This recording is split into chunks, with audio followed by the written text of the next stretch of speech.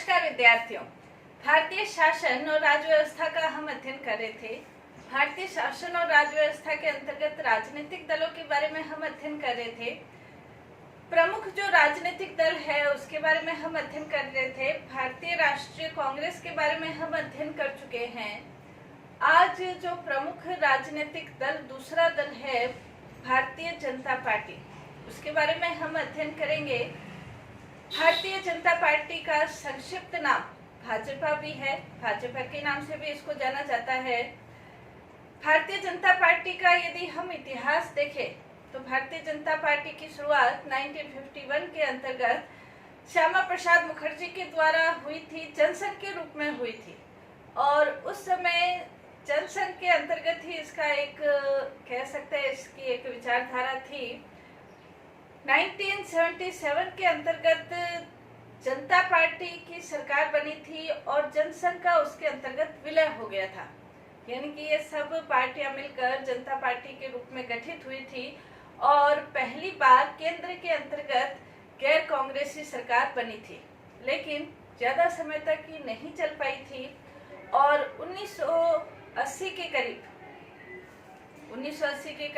ये सोचा गया था कि एक नई पार्टी का गठन किया जाए। इस संदर्भ में लाल कृष्ण आडवाणी अपनी आत्मकथा में ये लिखते हैं कि जनसंघ से अलग होकर ये सोचा गया कि अब जनसंघ के रूप में नहीं जाकर एक नई पार्टी, नए दल का गठन किया जाना चाहिए।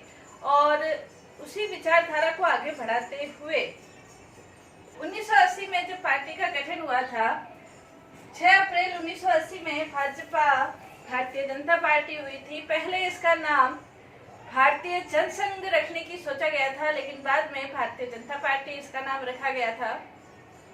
इसके बारे में लाल कृष्ण आडवाणी अपनी आत्मकथा में ये लिखते हैं कि जब 1980 के अंतर्गत चुनाव आयोग के समक्ष ऑफिस में इनको बुलाया गया था और उनको ये कहा गया था कि किसी चुनाव चिन्ह को आप स्वीकार कर लो, कौन सा चुनाव चिन्ह लेना चाहते हो, क्योंकि उस समय जो पार्टी थी वो राजनीतिक राज्य स्तरीय पार्टी या राष्ट्रीय स्तरीय पार्टी के रूप में नहीं थी, इसलिए उनका कोई चुनाव चिन्ह भी आरक्षित नहीं था। क्योंकि राष्ट्रीय स्तर की पार्टी और राज्य स्तर की पार्टियों को ही चुनाव चिन्ह आरक्षित मिलता है। और जब उनको पूछा गया कि आप कौन सा लेना चाहते हैं, तो चुनाव आयोग के द्वारा विभिन्न प्रकार के चुनाव चिन्ह दिखाए गए थे। तो उसमें आडवाणी जी ने कमल का फूल को देखकर बड़े प्रसन्न हुए और उन्होंने उसको स्वीकार किया था।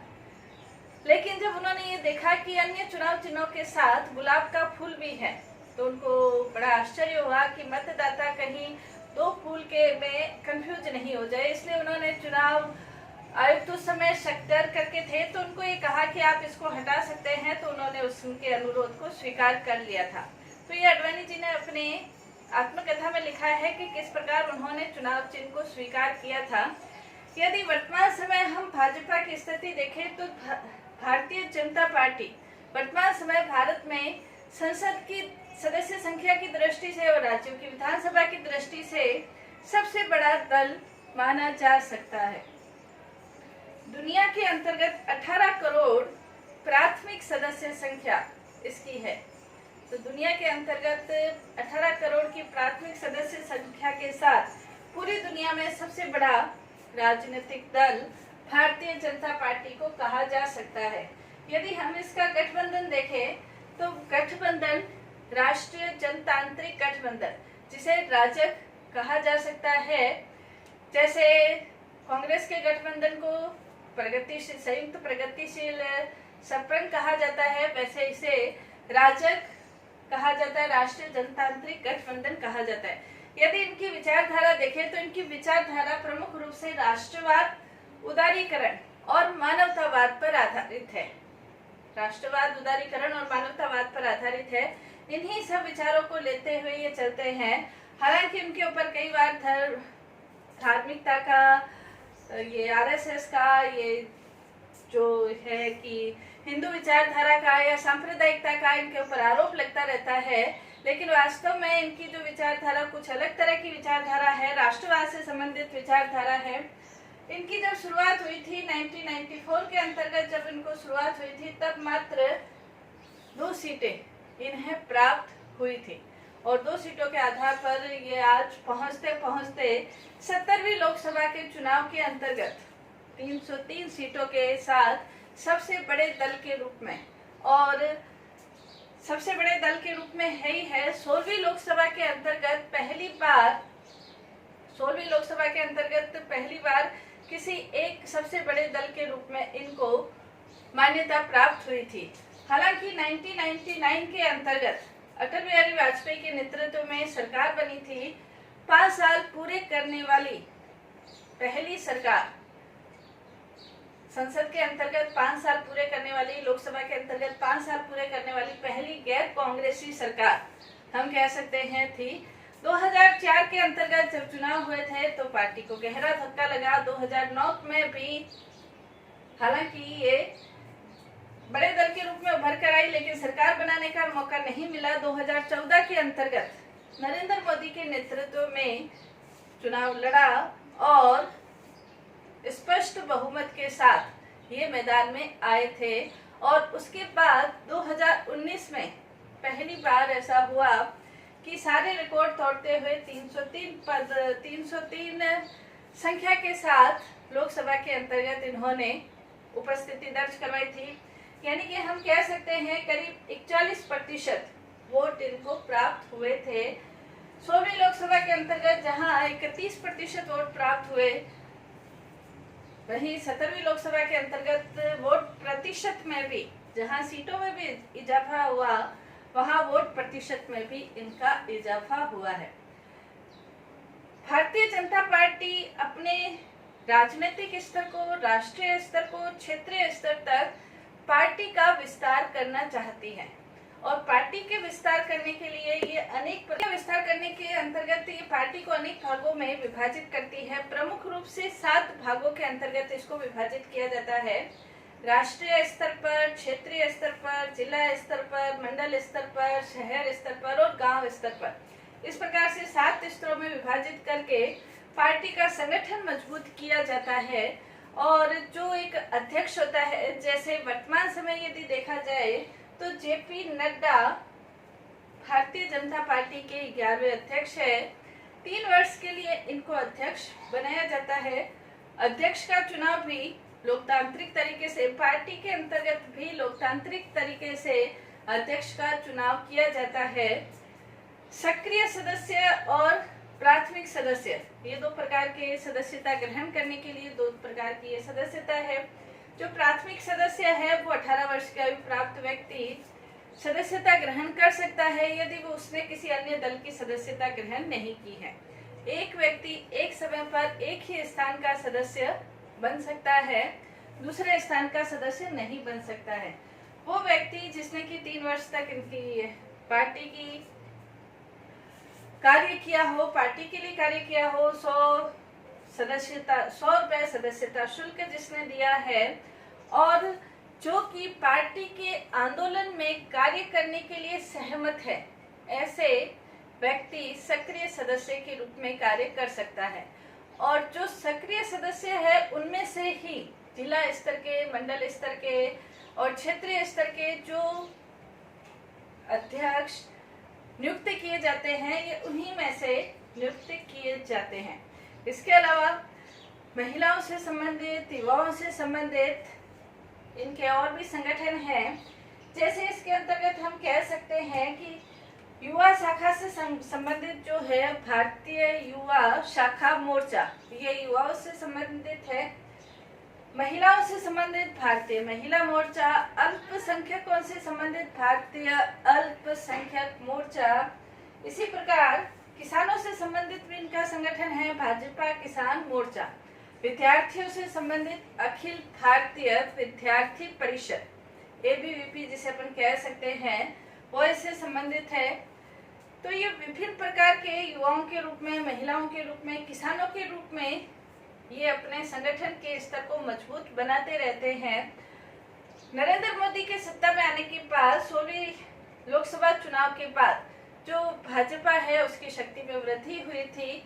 हालांकि 15वीं लोकसभा के अंतर्गत उन्होंने अपने जो चुनाव वायदे थे, इसमें उन मुद्दों का जिक्र नहीं किया, वैश्वीकरण से संबंधित मुद्दों का जिक्र किया। लेकिन 16वीं लोकसभा के चुनाव में इनके जो प्रमुख मुद्दे हैं जम्मू कश्मीर का संवैधानिक विशेष जो संवैधानिक दर्जा है उसको हटाना, राम मंदिर का निर्माण करना और समान नागरिक संहिता बनाना। 16वीं लोकसभा के चुनाव के बाद हालांकि ये मुद्दे थे, लेकिन इस दिशा में कार्य नहीं किया गया। लेकिन यदि 17वीं लोकसभा के अंतर्गत हम देखें, वर्तमान समय यदि हम देखें तो 17वीं लोकसभा के अंतर्गत जो बहुमत इनके पास आया, तो उस बहुमत के आधार पर इन तीनों दिशाओं की ओर इनका कार्य इन्होंने बखूबी किया है। जम्मू कश्मीर का जो विशेष संवैधानिक दर्जा था, संविधान की धारा 370 के अंतर्गत, अनुच्छेद 370 के अंतर्गत 370 को हटा दिया गया है। राम मंदिर के निर्माण में जो भी अड़चने थी, सुप्रीम कोर्ट ने वो सारी अड़चने दूर करके राम मंदिर निर्माण का भूमि पूजन भी हो गया है और कार्य शुरू हो गया है। समान नागरिक संहिता के संदर्भ में की दिशा में भी कदम आगे बढ़ाए जा रहे हैं। जैसे मुस्लिम महिलाओं के 3 तलाक का मामला था, तो 3 तलाक को अपराध घोषित किया गया है। हालांकि इसके लिए काफी वो बिठाई गई थी संवैधानिक पीठ, ये वकीलों की पीठ बिठाकर ये जब इसके अंतर्गत खोज की गई तो ये देखा गया कि जो 3 तलाक का मुद्दा है वो कुरान में तो कहीं अंतर्गत है ही नहीं, लेकिन हर एक धर्म के अंतर्गत कुछ न कुछ कुरीतियां बाद में शामिल हो जाती हैं। तो 3 तलाक को, यानी कि किसी भी मुस्लिम महिला को 3 तलाक के आधार पर उसको तलाक दे दिया जाता है, इसको अपराध घोषित किया गया है।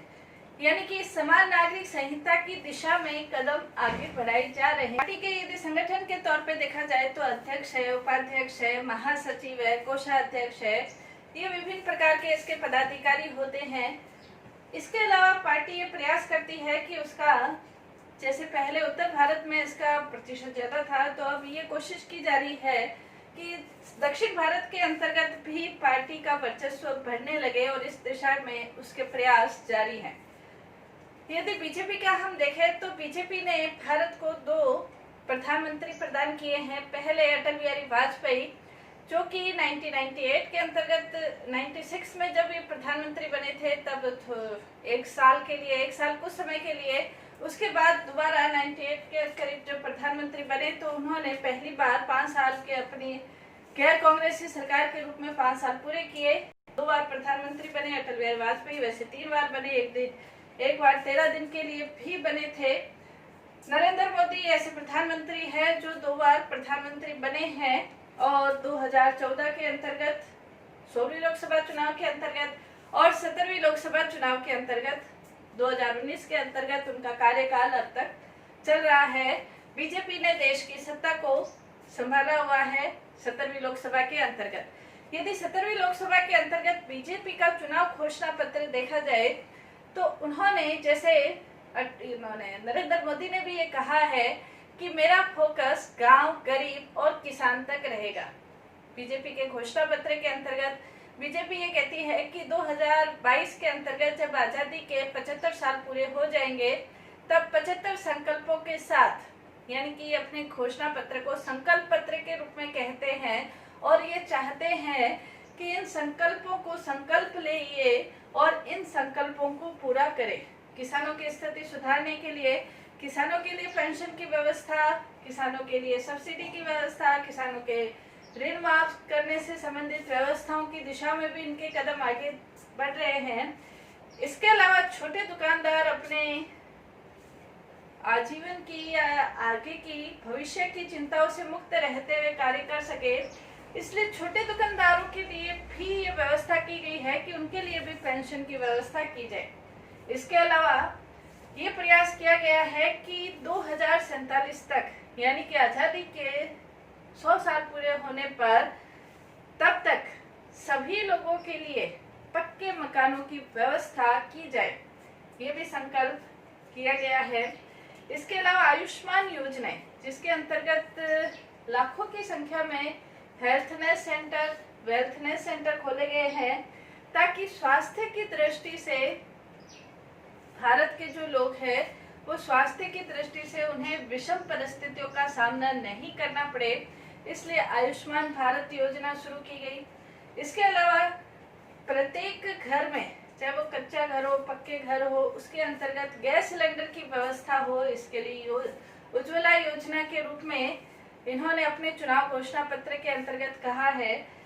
तो कहने का तात्पर्य गरीबों के लिए, किसानों के लिए, गांवों के विकास के लिए इस प्रकार की योजनाएं अपने 70वें मैनिफेस्टो के अंतर्गत किया गया है। और इनका लक्ष्य ये है कि एक श्रेष्ठ दिशा की ओर, इन्होंने वादा किया है कि एक श्रेष्ठ दिशा की ओर भारत को आगे बढ़ाया जा सके। बेरोजगारों के लिए भी नौकरी की व्यवस्था, प्रत्येक साल 2 करोड़ के रूप में नौकरी की व्यवस्था की जाए। इस प्रकार के चुनावी घोषणाओं के साथ, मैनिफेस्टो के साथ भाजपा अपना कार्य करने की दिशा में आगे बढ़ रही है। और दुनिया के सबसे बड़े प्राथमिक सदस्यता की दृष्टि से दुनिया के सबसे बड़े दल के रूप में आज भारत में वो अपनी शासन सत्ता को संभाल रही है।